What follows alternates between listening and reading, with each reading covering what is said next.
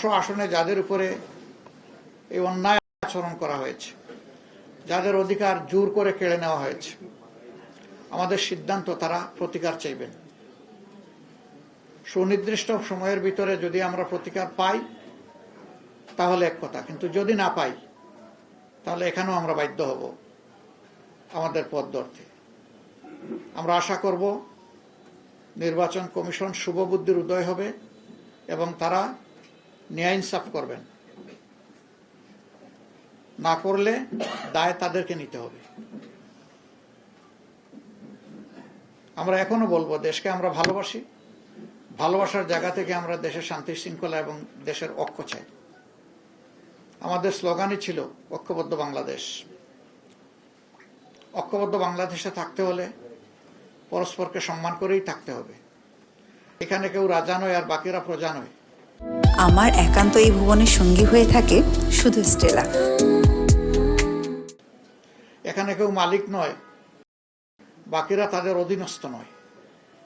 এখানে সকলেই বাংলাদেশের একই সংবিধানের অধীনে সমান অধিকার তারা বুক।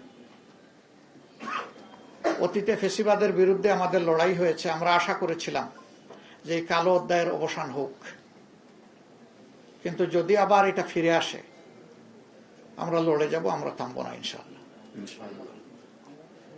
এখানে কোনো ছাড় দেব না। দেশের জনগণের, ফেসিবাদ আমাদের বিরুদ্ধে না, ফেসিবাদ দেশ, ফেসিবাদের অধীনে কখনো একটা ডেমোক্রেসি, একটা গণতন্ত্রের বিকাশ ঘটে না।